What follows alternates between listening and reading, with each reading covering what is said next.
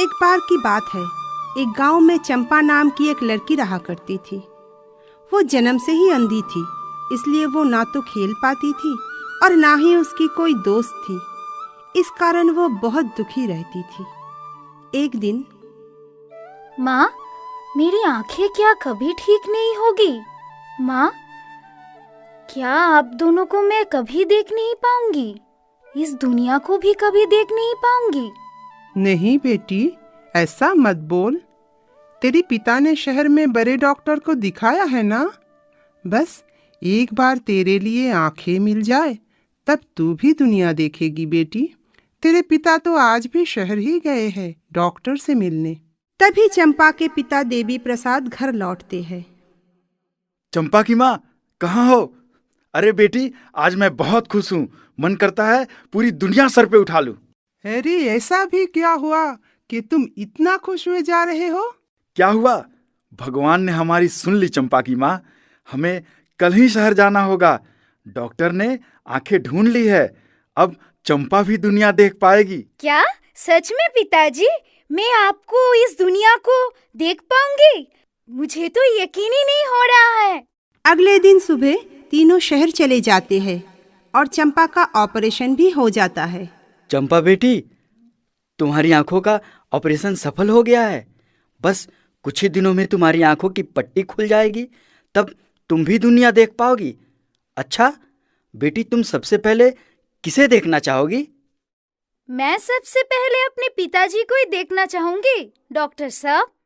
चंपा फिर धीरे धीरे अपनी आंखें खोलती है, पर आंखें खोलते ही उसे अपने सामने एक चुड़ैल खड़ी दिखाई देती है। उसे देख के चंपा डर जाती है और चीख पड़ती है और अपनी आंखें बंद कर लेती है। तभी चुड़ैल भी गायब हो जाती है। ये डरावना चेहरा कौन है ये? मैं तो तेरा पिता हूँ बेटी। तूने किसको देखा? कुछ नहीं पिताजी, शायद मेरी गलतफहमी थी। अस्पताल से घर आने के बाद चंपा को अक्सर वो चुड़ैल दिखाई देने लगी। इस वजह से वो बहुत डरी हुई सी रहती थी, पर चंपा ने किसी को भी कुछ नहीं बताया। लेकिन चंपा की हालत देखकर उसकी माता पिता बहुत चिंतित हो गए, तो उसने एक तांत्रिक को बुलाया। हा हा हा हा, मेरे होते कोई भूत प्रेत यहाँ नहीं आ सकता। सभी तो मुझसे डरकर दूर भागते हैं और कोई कोई तो मेरे सामने रहम की भीख मांगता है। हा हा हा हा हा हा। बाबा, आप अपनी बड़ाई करना बंद कीजिए और हमारी परेशानी का हल निकालिए। जल्दी से ध्यान लगाइए और बताइए, मेरी बेटी इतना डरी हुई क्यों रहती है? हाँ हाँ, जरूर पुत्री। फिर तांत्रिक ध्यान लगा के देखने की कोशिश करता है कि कारण क्या है। लेकिन कुछ समय ध्यान लगाने के बाद तांत्रिक खुद भी डर जाता है। अरे बेटी, ये तो मुझे कोई चुड़ैल का साया लग रहा है। ये चुड़ैल तो बहुत ही खतरनाक है। मैं तो कुछ भी नहीं कर पाऊंगा इसका, और कुछ देर रहा तो मुझे ही मार डालेगी। ये कहकर तांत्रिक तुरंत ही वहां से भाग जाते हैं। उसी रात जब चंपा अपनी कमरे में सो रही थी, तब वो चुड़ैल वहां आती है और चंपा को बुलाने लगती है। उसकी आवाज़ सुनकर चंपा नींद से जाग जाती है और चुड़ैल को सामने देख के घबरा जाती है। कौन हो तुम? तुम अस्पताल से मेरा पीछा क्यों कर रही हो? तुम मुझसे आखिर चाहती क्या हो? मैं हर जगह जाऊंगी। तू मेरी आंखें वापस कर दे। तुम्हारी आंखें? पर ये आंखें तो मुझे डॉक्टर साहब ने लगाया है। हाँ, ये मेरी ही आंखें थी, पर अब तो मैं खुद ही जिंदा नहीं हूँ। तुम मेरी मदद करो। मैं तुम्हारी क्या मदद कर सकती हूँ? और तुम ऐसे कैसे बने? एक दिन शाम को घर लौटते समय 2 गुंडे मुझे भारी चीज से मार के बुरी तरह से घायल कर दिया और मुझे मरा समझ के भाग गया। पर तब भी मैं जिंदा थी। कुछ भले लोग मुझे अस्पताल ले गए और इलाज के दौरान मेरी मौत हो गई। तब डॉक्टर ने मेरी आंखें तुम्हें दे दी। अब मुझे उन दोनों गुंडों से बदला लेने के लिए और सच का पता लगाने के लिए तुम्हारी मदद चाहिए। आपके साथ तो बहुत ही गलत हुआ है। मैं आपका मदद जरूर करूंगी। बोलिए, आप मुझसे क्या चाहती है? मुझे तुम्हारा शरीर चाहिए। चुड़ैल चंपा के शरीर में घुस जाती है और चंपा के शरीर के साथ वहां से उड़ के रामू नाम के गुंडे के घर के सामने उतरती है और दरवाजा खटखटाकर रामू को बुलाने लगती है। रामू, ओ रामू, बाहर आओ।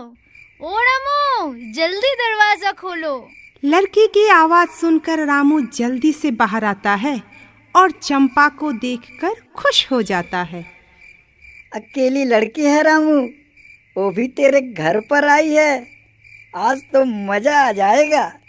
अब ऐसे ही देखते रहोगे या फिर घर के अंदर भी बुलाओगे? हाँ हाँ जरूर, आप अंदर आइए। घर के अंदर आते ही चुड़ैल चंपा के शरीर से बाहर आ जाती है। ये देखकर रामू डर जाता है। रूपाली, तुम जिंदा कैसे हो गई?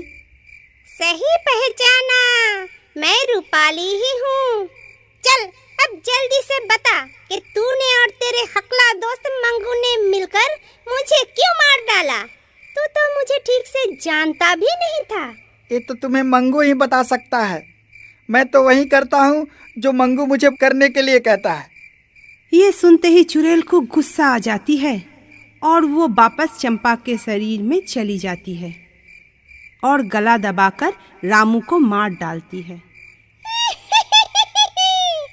एक तो गया, अब दूसरे की बारी। उसके बाद चुड़ैल मंगू के घर जाती है। मंगू उस रात बाहर ही सो रहा था। चुड़ैल उसको पैर से उठाकर पटक देता है। मंगू को तो कुछ समझ ही नहीं आता। फिर जमीन से उठकर चंपा को सामने देखता है। ए, कौन है तू और मेले को क्यों पटका? तभी चुड़ैल चंपा के शरीर से बाहर निकल आती है, जिसे देखकर मंगू के होश उड़ जाते हैं। तेले को तो अपन माल डाला था, मुझे माफ कर दे। अरे तोतले, बकवास बंद कर और बोल, किसके कहने पर तूने मुझे मारा? सच बोल तो शायद मैं तुझे छोड़ दूं। तत में तुम मुझे तोल दो दी। इसमें मेला तो ही दोस्त नहीं है रूपाली। तुम्हारे पति बबलू ने ही तो मुझे तुम्हें मारने के लिए पैसे दिए थे, वहीं तुम तो मारना चाहता था। ये सुनकर चंपा बोल पड़ती है। चुड़ैल जी, किसी को जिंदा मत छोड़ना। ये लोग इंसानियत के दुश्मन हैं।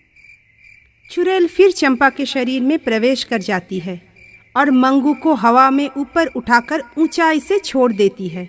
मंगू नीचे गिर के मर जाता है। उसके बाद चुड़ैल चंपा के शरीर से बाहर आती है और बहुत रोने लगती है। इस बबलू से मैंने बहुत प्यार किया था और अपना सब कुछ दिया था उसको, लेकिन फिर भी उसने मेरे साथ ऐसा किया। चुड़ैल जी, इस शैतान बबलू ने आपके साथ ठीक नहीं किया। आपको पता लगाना चाहिए कि वो आपके साथ ऐसा क्यों किया और उससे बदला भी लेना चाहिए आपको। उसके बाद चुड़ैल अपनी पति बबलू के घर जाती है और देखती है बबलू अपने घर पर एक लड़की के साथ बैठा है। देखा जानू, मैं तुम्हारे लिए अपनी बीबी को मार डाला। अब हम दोनों आराम से रहेंगे और उस रूपाली का सारा पैसा अब हमारा है। अब हम खुशी खुशी मजे से रहेंगे। आराम से और खुशी से तो तब रहोगे जब मैं तुम्हें रहने दूंगी। और मजे की बात वो तो तुम मेरी साथ चुड़ैल लोग में करोगी। रूपाली, तुम मुझे माफ कर दो। मैं तो इस लड़की के बहकावे में आ गया था।